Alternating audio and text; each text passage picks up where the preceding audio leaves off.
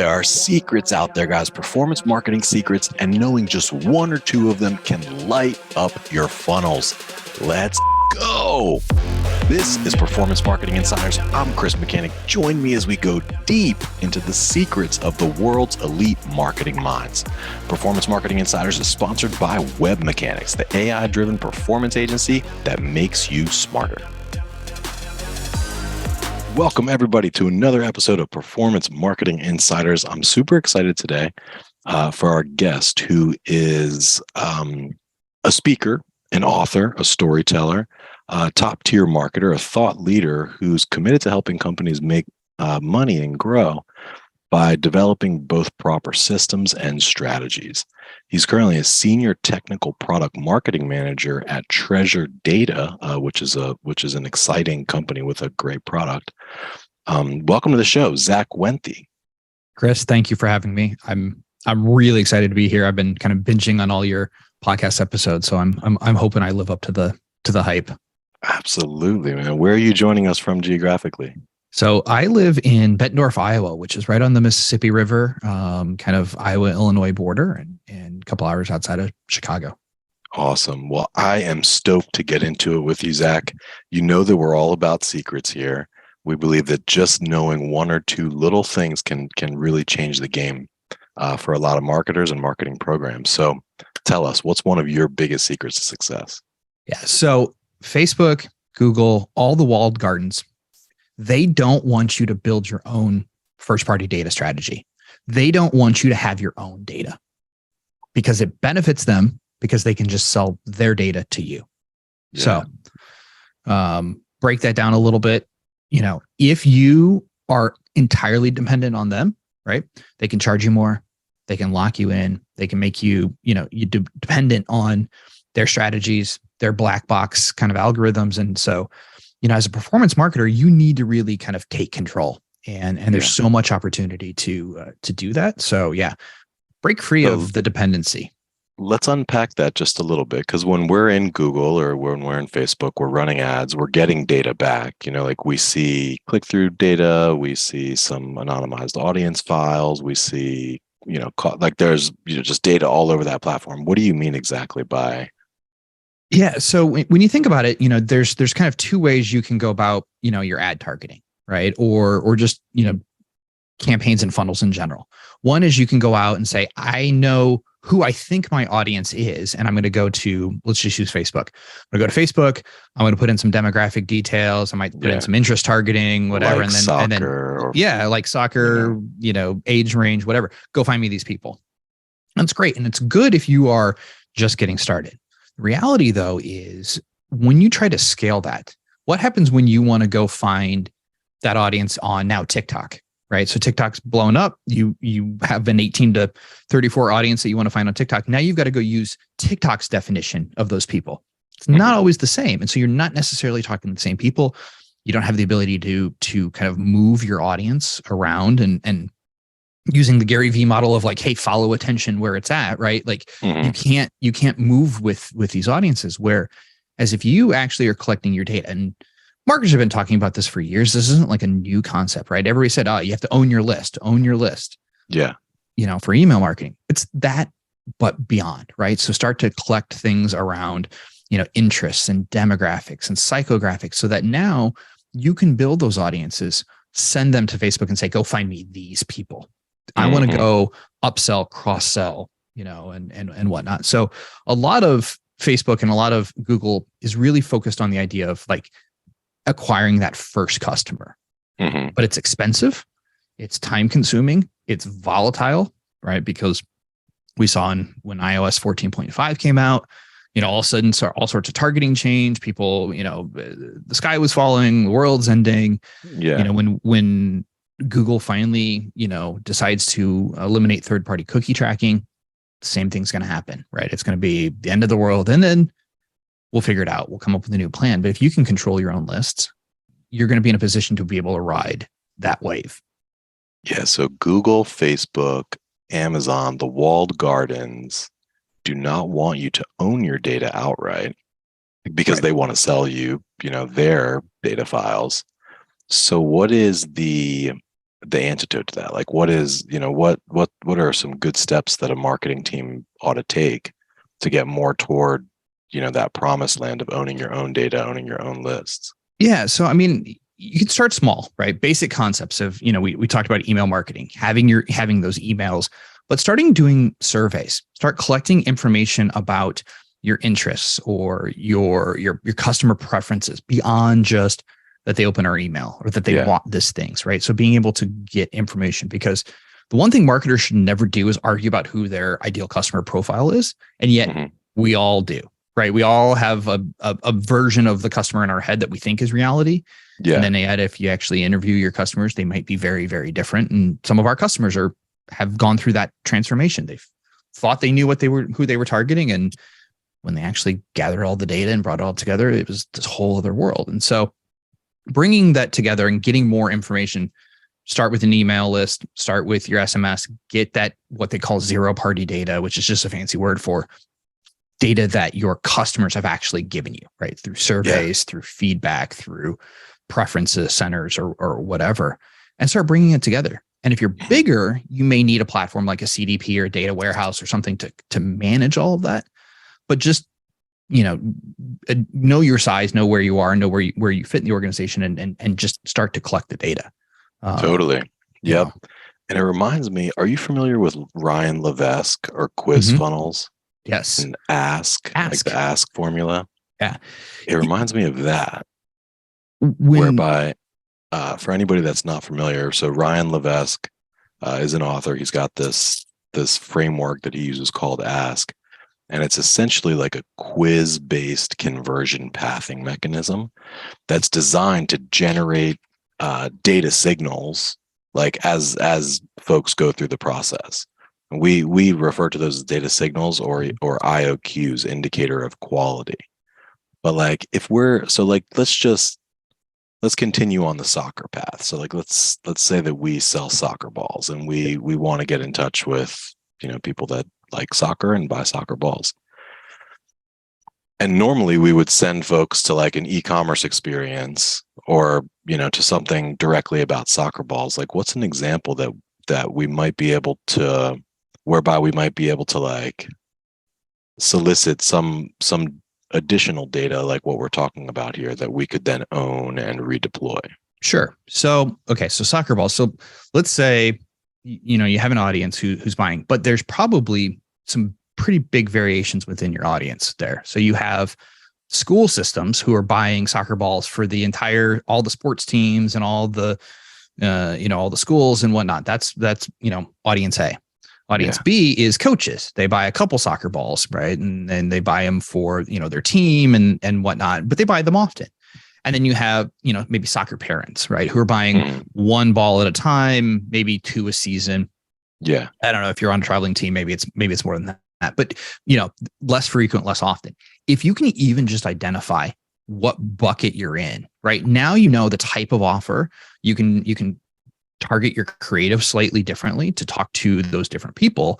And you're going to start to do things like not annoy the soccer parent by constantly running a soccer ball promotion every month to them when they bought one for the season. They're not going to buy one again. Right. So you can save your ad targeting and spend money on the school system who's going to buy 1,000 soccer balls and focus on them because they're doing volume, and they might need some more some athletic director. Right. So he may need to have 7, 8, 10 ads put in front of him before he notices you, because he's got a lot of other things going on, and soccer's, balls are not the first thing he's looking at. So even simply just knowing what bucket those people fall into immediately allows you to tailor your spend, tailor your advertising based on the lifetime value, based on the predictive, value that you believe that audience group will go. And then you can layer that down from there. Right. So parents in the North, come fall, right? Fall people want to play fall soccer, but there's a point where it gets cold. They're not playing outside anymore. So selling them a bunch of, soccer gear, weather might not, align. Maybe you switch to, practice gear or indoor gear, whatever other alternatives. So just even geographically breaking those things down. So it allows you to create much more meaningful segments of an audience. Mhm. And the funny thing is customers and consumers are willing to tell you this information. Like we just Yeah. don't ask. We don't ask enough. We've gotten so excited about the idea that, hey, we can figure out who they are through click path and signals and things that they're doing, and like we can make these personalized assumptions when you probably could have just asked them right on the front page, like, what's your interest? And then from there on, that's data you can use to improve all of your campaigns. That's an amazing example. And folks, we did not script this ahead of time. Like Zach's quick on his feet. I just threw soccer balls at him randomly. But you bring up a really good point, is that like you have certain segments of your audience that are much higher value, and or they will transact more frequently, and or they might have different types of needs depending on what time of year it is. So that's an amazing example. And then in your world, like, would you say, okay, so we're gonna bucket these individuals, we're gonna collect, this data to understand those buckets. Would your play be mostly to retarget to the non-converters, or to then like build audience models off, or like what do you do with that data, I guess, once you have collected it? Once you've collected it, yeah. I mean, I think it opens up a whole lot of things, right? So it does allow you to then, one, let's just talk the walled gardens, right? It allows you to move from walled garden to walled garden, right? Because I can take that PII information that I have and I can say, okay, this is campaigns that we're working on Facebook, but now I'm going to go target soccer parents on TikTok, right? And I want to go use some ad targeting, and I know what my information is, but I can also upload my list there. So now you're starting to create that omni-channel experience, right? So you can start to show up more often, kind of signal through the noise, if you will. So simple things like that. But then again, it's that layering. Who spent last year, but hasn't spent yet this year, right? In the soccer parent category. Well, we should be targeting them, right? Because it's time for another soccer ball, or the athletic, so you can start to add on to, because, the old trope, right? It costs more to acquire a customer than it does to retain one. The reality is, I mean, we know that's true. We get really excited about getting new customers and growing and kind of brute force in the last couple of years. The economy's been so good, and people have been on kind of a buying spree. That's changing, right? That's shifting now, and so maintaining and growing your existing customer base is going to be much more important, and doing it economically, right? So you're not just brute force, ad spending your way through retention, but targeting people who are in the mode to buy, have a likelihood to buy, targeting them on a channel that's more cost effective, right? If they're an existing customer, start with email before you do paid advertising, right? So use a journey flow to say, let's start with our own channels before we move to a paid channel. And that's a really good point. I mean, even if you're using your first party data for exclusion purposes, because like you don't want to waste your money advertising to people who just bought a soccer ball. Absolutely. Suppression is one of the biggest ways to drive efficiency. Not just people who just bought, but follow on, right? So they don't buy, they buy once a year. Well, now you've got 12 months of exclusion that you can, target something else to them instead of just another soccer ball. That's awesome, man. So, hey, I want to talk a little bit about treasure data and your role there. I'm curious about your pains, gains, jobs to be done, just like what you're experiencing there. But you've been at this for a long time. You've got a really impressive track record. Let's just for everybody listening here, give us like a brief chronology of your career. Like, how did you get into the scenario that you are now? And I'm also curious about your book, 76 and a half ideas to kickstart your marketing. Yep. Yeah. So, so my background, is I've always been a marketer. I went to school thinking I was going to go into theater, because that's what I did in high school, and I liked it and I enjoyed it. And then I realized I can't make any money doing this. I'm not that good an actor. I just enjoy it. Right. And so as I started to kind of understand, like, what did I enjoy? Well, it's the creative side, and it's the thinking of new things and trying out, and characters. And I kind of landed in marketing, and I realized wow, this is the business, this is the business equivalent of theater, right? Is like you're kind of creating these characters and these stories and, and this creative element, and you can make money doing it. Right. And so, as a young broke college kid, that was kind of like, hey, this is kind of cool. And so, I started in there, and I was a marketer for a while, and then kind of transitioned into consulting, and I got to work with amazing brands all over the place. Walmart, Nationwide Insurance, FedEx Office, Dr. Pepper, Snapple. I mean, just very cool companies doing, a broad range of things. And it really kind of opened my eyes to a lot of, things that everybody's dealing with the same stuff. Everybody's, the same kind of core, problems, right? We need more customers. We need to sell them more stuff. We need to manage our risk. We need to spend less money doing it. It's all of the same. It's all of the same underlying factors, just done differently depending on the industry or the vertical, and the method is different. So I ended up becoming, doing consulting for quite a while, almost 10 years, and then kind of made the pivot to the product world and came over into what we call customer data platform, which is marketers, need all of this data in one place, and it needs accessible, and data warehouses are great, and they're an amazing tool for a technical person, but for a marketer,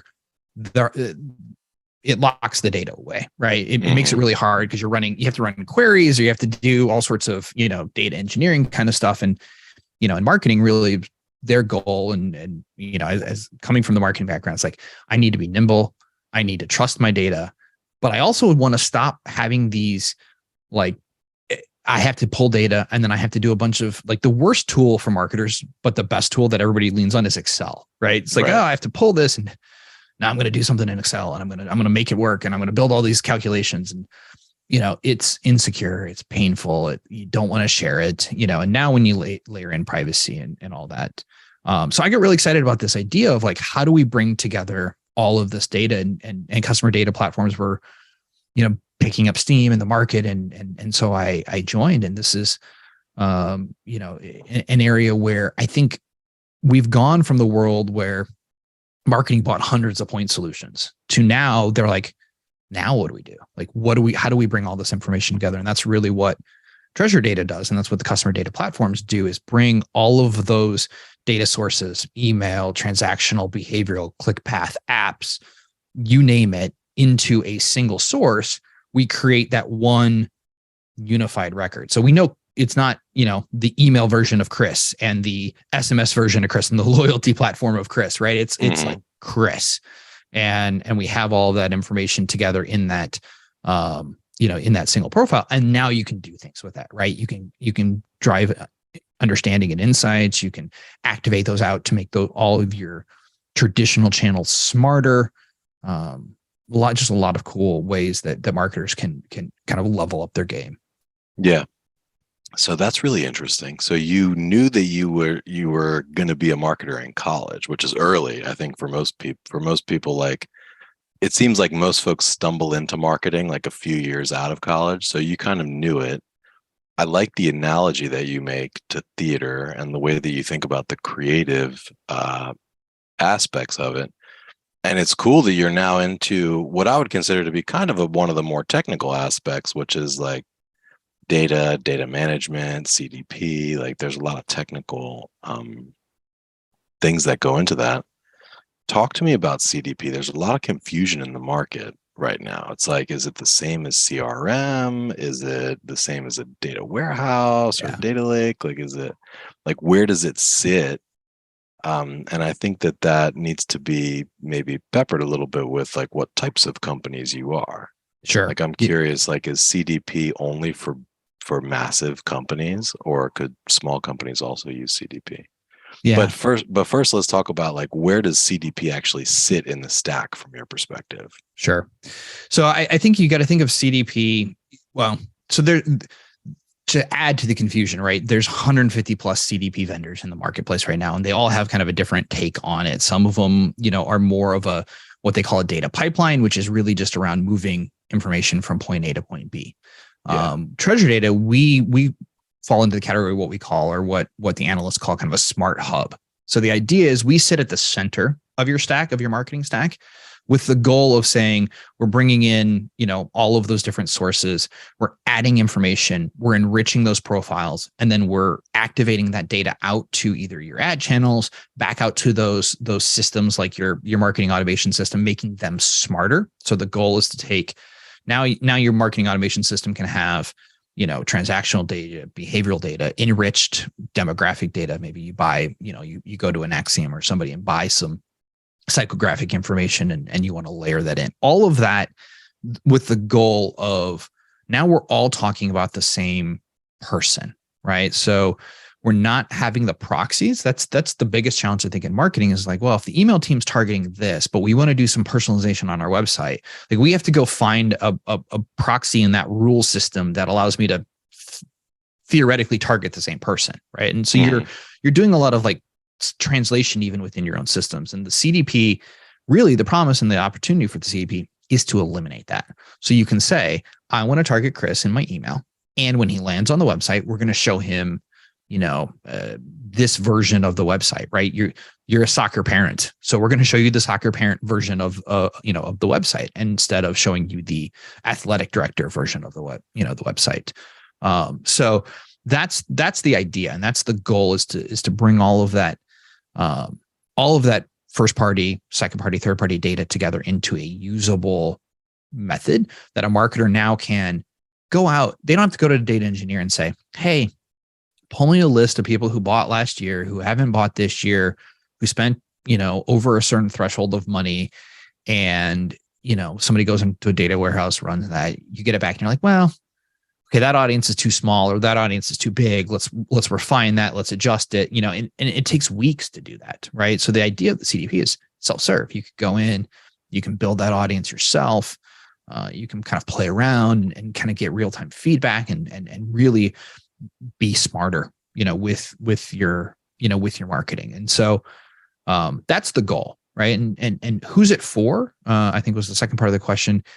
You don't have to be a massive company. I would say there's a sweet spot where once you get to a certain point, as long as you have enough data that you have systems that aren't talking to each other, right? So beyond, if you're just an e-commerce company and you're just running one website and one email system, you probably don't need a CDP, right? It's probably, right. You can probably, like if Shopify is your everything and you're doing $1 million a year, like you probably don't need CDP. You probably don't need it because you can funnel everything through, that world and then potentially use some other tools to kind of, stitch things together, put some BI behind it or whatever. But, if you're running multiple brands, right? And now you have 5 Shopify sites that are all different and you have different people logging in, but you want to understand what is my crossover? What is my, how do I promote people from brand A to brand B? Mm-hmm. And not only do you have your Shopify sites for those 5 brands, but you have an email platform, you have loyalty program for each one of them, you have some SMS. Now you're getting into the world where bringing all that together and stitching it together has a lot of value, because you can say, hey, we're influencing not just, each brand has 1 million customers, but the overlap on them is, there's 200,000 people kind of overlapped between those 3 brands, right? Those are our high value, most precious customers that we need to treat differently, open it up to customer support, right? So if they're calling into your call center or your ticketing system or whatever, like those are your VIPs, make sure that they get routed to the top of the queue. I mean, so you can start to have those changes in process and behavior and outcomes that are really, meaningful for marketers. And that's where you're getting into, your mid-tier and up kind of, organizations all the way up to obviously your biggest enterprises.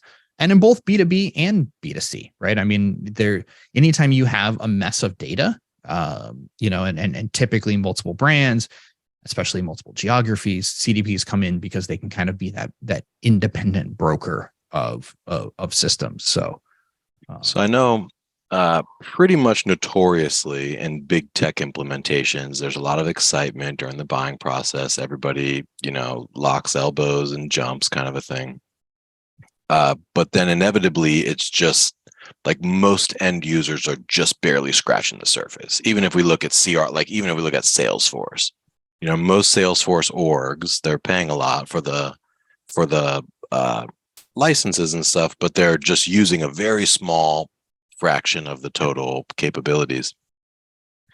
I'm curious about so say that I am, not Walmart, because Walmart probably already has CDP, but say that I'm like a up and coming Walmart. I'm like Ollie's, Yeah.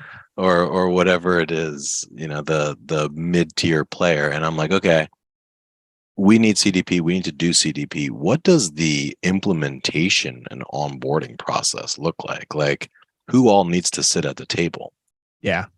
So, I think the ones we see and the ones that are most successful, right? And I think there's kind of two paths, but path A is people kind of buy it in a silo, and then they implement a CDP for a specific use case, right? So marketing, we're going to stitch these marketing systems only together, and then they kind of go off and run.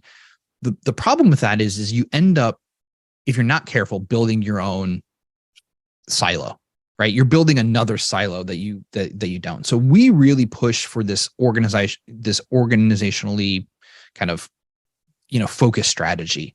Yeah. The customer is a customer of the entire company, right? Not just marketing, right? So operations, customer support, sales, all these departments touch the customer in different ways and whatnot. So being able to bring all of them together and say, hey, we're creating this enterprise-wide customer data platform for your organization.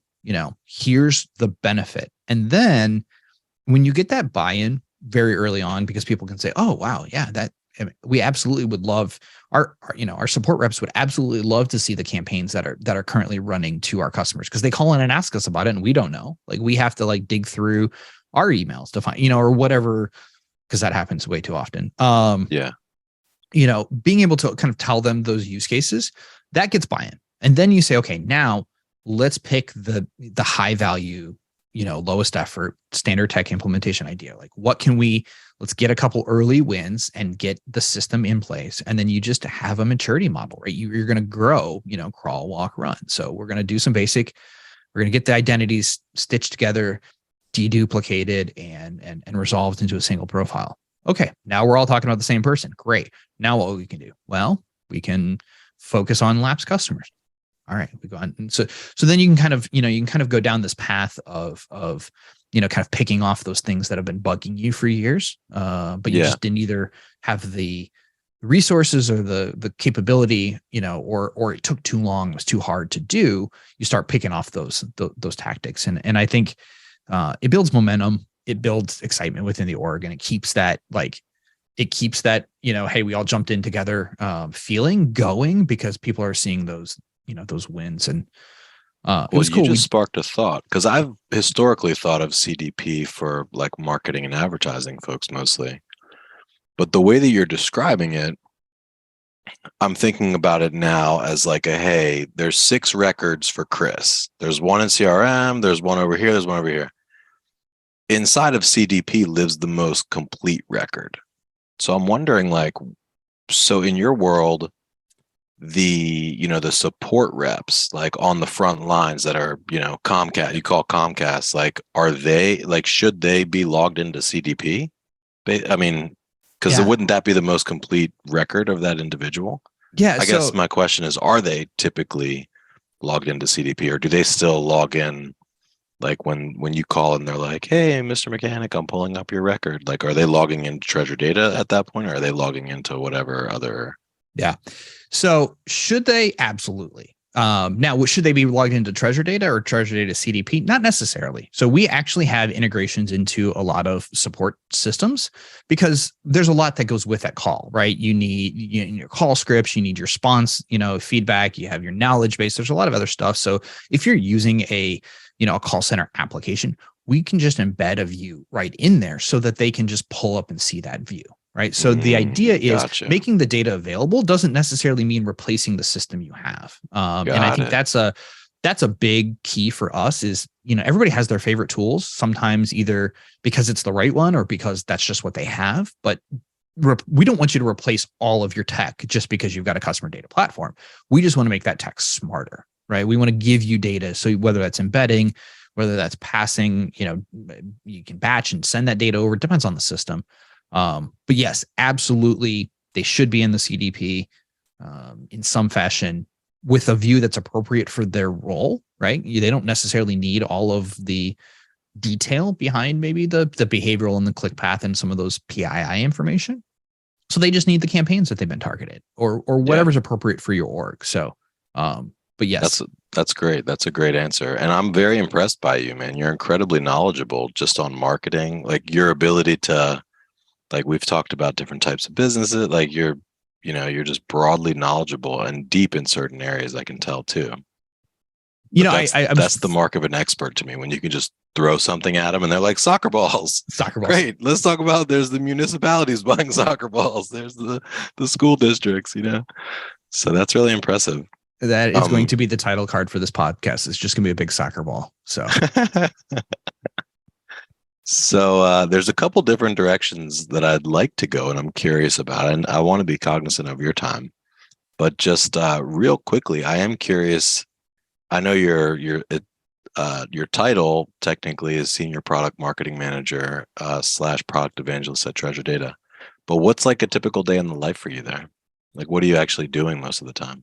Yeah. So I kind of live, kind of two personalities, right? So my product marketing manager is my kind of internally, focused role, right? Where I'm working with our sales teams, I'm working with our pre-sales org to do better demos, to tell better stories, to help them kind of, tighten up their messaging, just so that, we are in a technical, we sell a technical product, right? And so it's very easy to go down the features and benefits path and get into kind of the technical world, but like we need to speak marketer speak, right? We need to talk to them and we need to understand. So kind of, I help kind of take that background that I have and friends and contacts and, people and kind of bring that down into our presentations and our demos and our, soft skills and all of those things.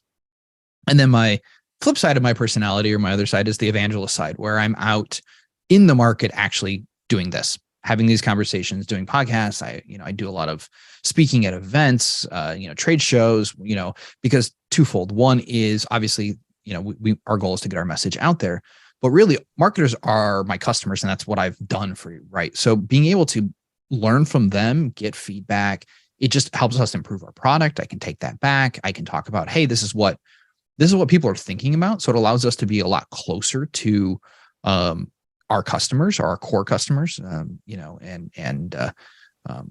just keep that kind of finger on the pulse, if you will, of kind of what's going on, because the market's changing so fast and like people are reacting to things so quickly that you can't say, well, this is what a marketer told me, a year ago, so we're going with that now, and so it is getting out there and just, kind of being in the weeds as much as I can. Yeah. And in terms of changing fast, like things changing fast, what are you foreseeing? Like if you look out, 12 months, 18 months, 36 months, like what are the big topics and issues that you guys are thinking about, solving for, excited about, et cetera? Yeah. So I think the big change that I think people are waking up to now, and I think it really is going to be a driver for the next, 12 plus months, is the reality that customers are in charge now, right? The customer is in the driver's seat. Brands no longer can say, hey, here's my journey. Go buy the way I want to sell it to you, right? The customers, people who were scared during the pandemic of shopping online, aren't scared anymore. People who were, loyal to a brand and then that product wasn't available at brand A, they went out and found brand B, and they were like, oh, that wasn't too hard to switch. So 75%+ of people switched buying behaviors during the pandemic. And now when you layer in the economy on top of that, I think consumers have figured out that it's like, I have alternatives. The world is a much smaller place. And so I think that the implications of that are just starting to kind of trickle down into marketing campaigns and brands. But I think it's the brands who have conversations with their customers, tell a compelling story, don't just annoy them with a promotion after promotion after promotion, are going to be, winners going forward. And then layer into that the fact that if the economy changes, this idea of, hey, just being there was enough to sell, enough to grow, that's not going to be the case, right? We know in downturns, people tighten their belts. They may still spend, but they take longer cycles, get longer, even consumer cycles, right? Even if I'm going to go to the store, I may, wait a week in between something. So it's going to shift how brands have to have that relationship with their customers, and the only way they're going to be able to capitalize on that is going to be through better understanding of their customer. And that comes with data, that comes with feedback, that comes with asking questions, that comes with talking to them. And so I think that is, this idea of brute force marketing is definitely something that the next 12 months isn't going to be an option. So, I mean, we're seeing it already in brands doing layoffs and cutbacks and everything.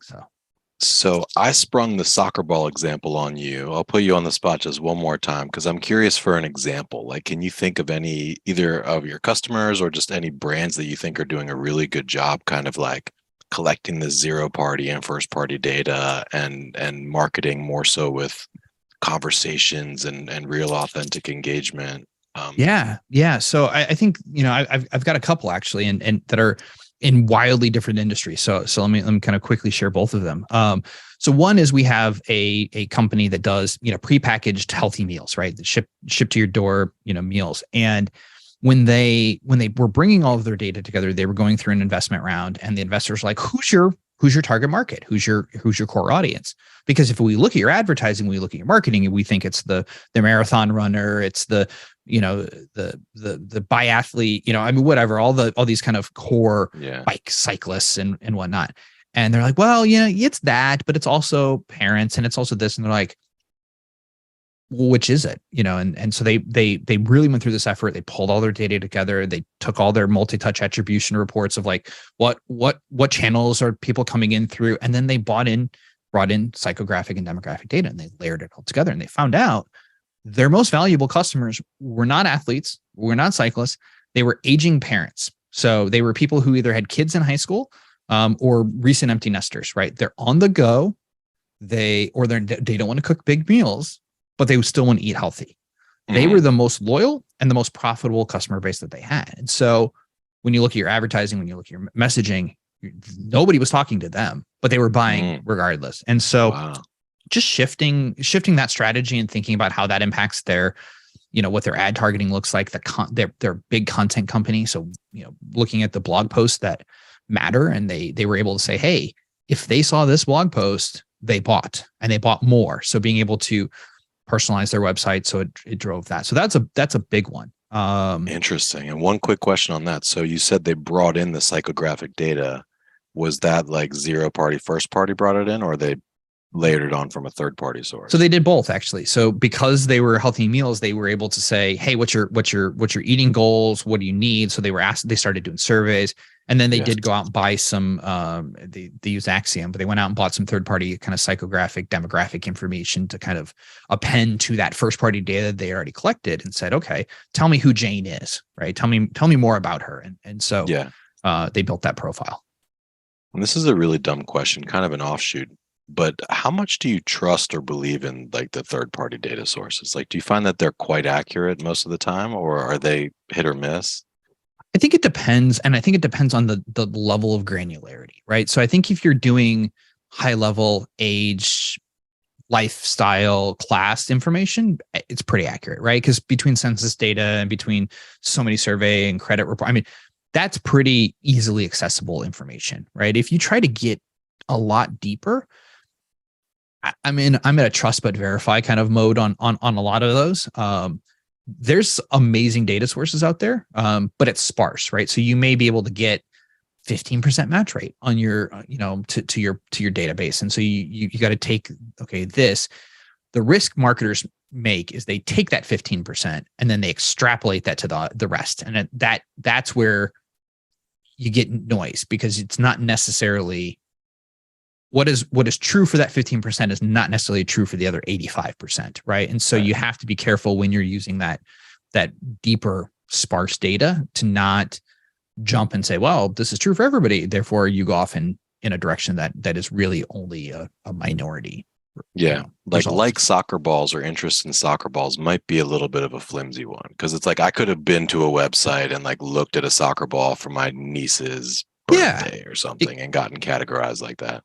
Exactly. But like, is athletic or has, soccer or has kids, would it's be right. a It's lot. a little more telling, and it's a little more stable of a, of a result. And so again, a trust but verify, test those audiences, run small campaigns, see what kind of results how does it compare to a control audience? Yeah. I think that's the way you use third-party data. Interesting. Really interesting. All right, cool. Well, let's zoom out here. This has been an awesome conversation. I've learned a lot, and I'm interested in some implications of this, both for some of our clients, and we have like some small and medium sized data clients. So I'm really interested in some of the applications for, like the smaller and medium sized companies, especially in a B2B world. Like I'd be interested to have maybe a separate conversation for you about like how this might apply in a B2B world, which might be generally lower volume, but really like much larger deals and Sure. with many different buying influence, many different people from one individual company. That's a whole nother can of worms for a whole nother day. Um, but just to wrap things up here, I'm curious just about you personally. So you live out, it sounds like kind of midway in Idaho, you said? In Iowa. Yeah. So right. Iowa. Yeah. So I'm literally on the Mississippi River, kind of right on Iowa, Illinois border. It's where my wife and I grew up here. And our family's here. We've been in Texas up until this summer. We were in Texas for about 12 years, in Fort Worth, and loved it, but had the opportunity to come back closer to family. Pandemic kind of view taught us like, oh, maybe we should be closer. Yeah. And so. And do you have kids? Do have kids. We have one who just graduated high school. She's taking a gap year and going to start college next fall. And then we have a 7-year-old and a 3-year-old. So Wow. I'm exhausted all of the time. Wow. Well, you must have started pretty young, man. You don't look that old. Yeah, so our 17-year-old is my stepdaughter, but I've raised her since she was, 4. Gotcha. But yeah, so she's mine still. So what do you do? Because you've got, sounds like generally not a stressful job, but you've got a big job to do during the day. You've got a big job at night. Like, how do you maintain balance? How do you blow off steam or otherwise like prevent burnout? Yeah, I think that, honestly, I've been preaching the value of working from home long before the pandemic. I've been a remote employee for almost 6 years now, and honestly, once you get used to it, like, it's amazing because I can step away, I can spend some time with my 3-year-old during the day for at lunch or whatever, and then I can come back, and so it eliminates this whole like barrier of mom or dad gone at the office, and then you have to like come home and switch modes, and so. Obviously that has been a huge factor. It just, I will always carry that, that flag. I travel a lot for work. And so to me, like, that's my opportunity to get away. Like my number one rule when I'm traveling for work, like, I don't work on a plane. I know a lot of people, as soon as they land on the plane, they pull out their laptop and no, I'm watching a movie. I'm going to relax. It's my time. I put on my headphones. I watch something that, some stupid action movie or whatever. It's just for fun. Or stand-up comedy on Netflix is also my guilty pleasure,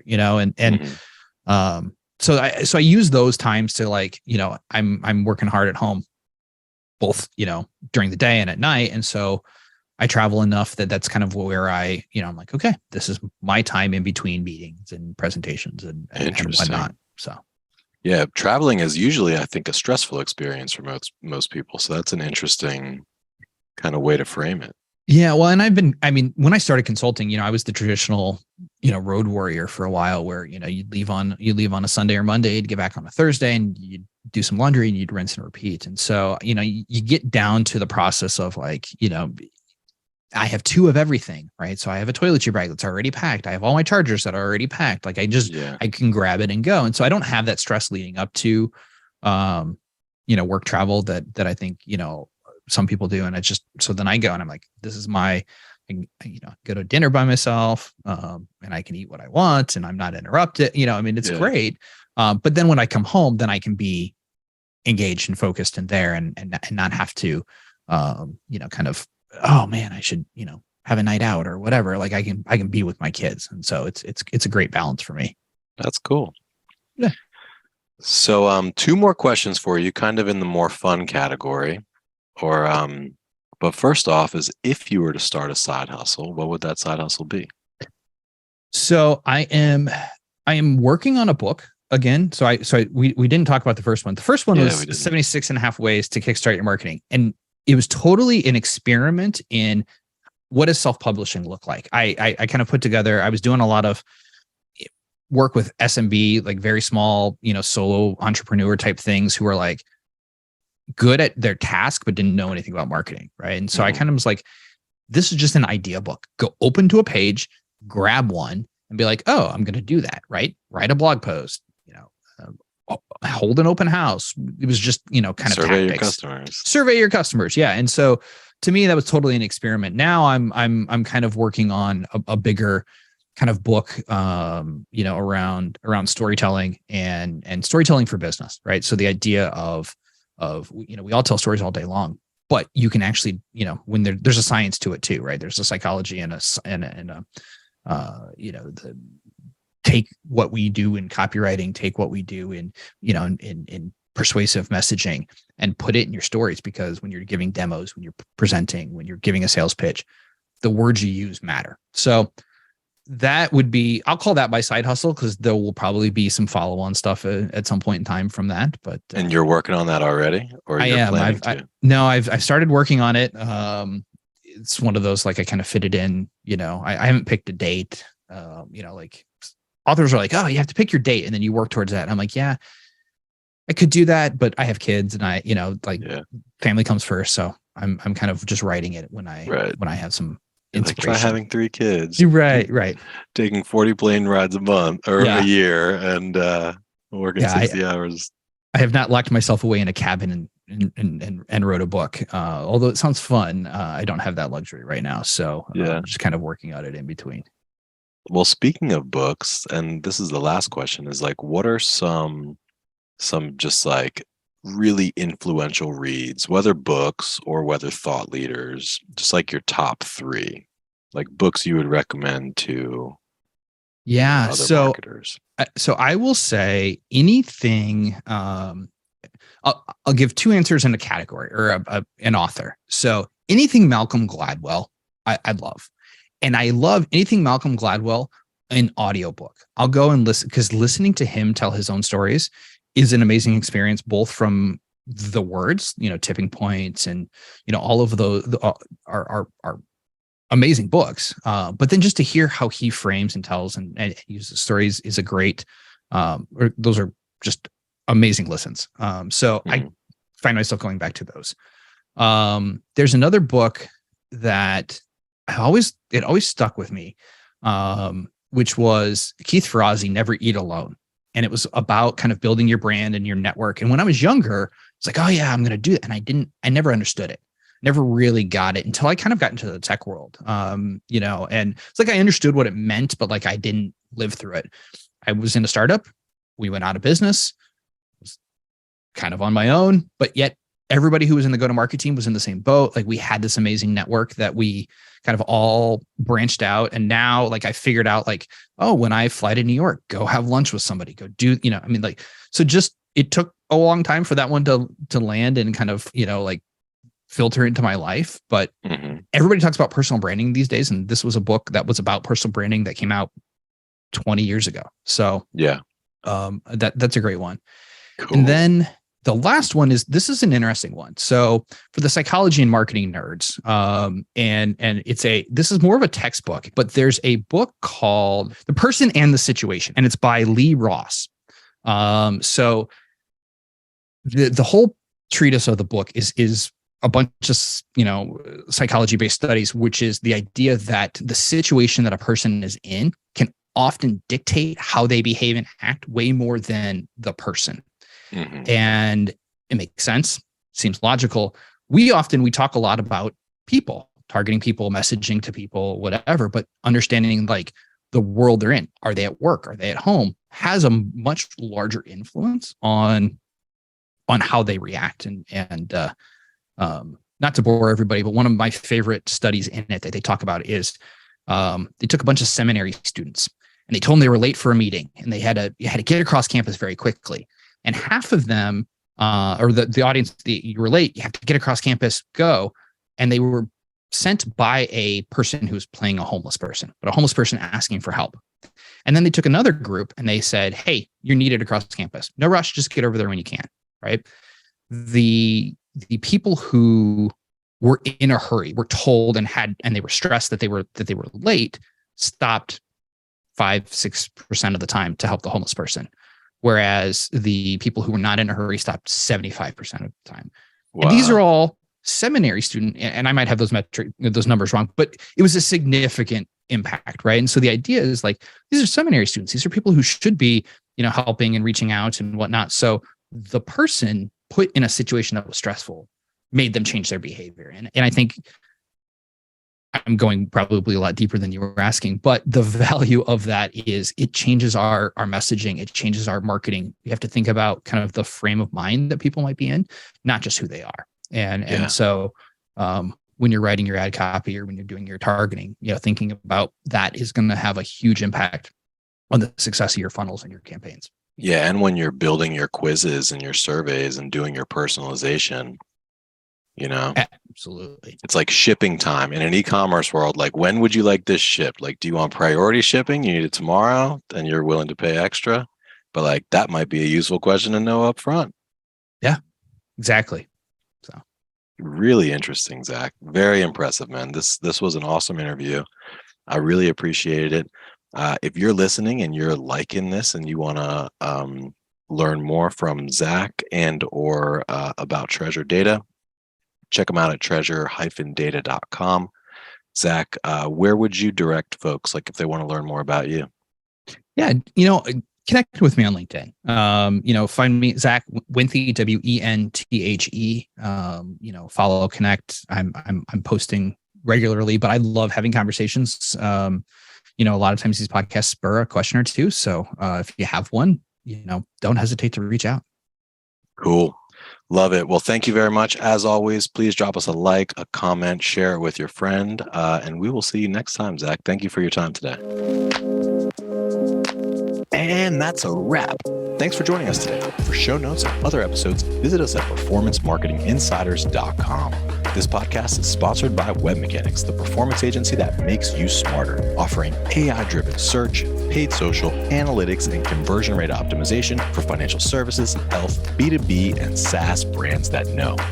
Hey guys, exclusive for listeners of this podcast, you can get a performance marketing assessment for free. And this isn't some cookie cutter automated report. It lays out detailed, specific things you can do right now to unlock limitless growth and nirvana level personal satisfaction. To claim your free assessment, just go to performancemarketinginsiders.com/audit and you'll have your custom report within just a few days.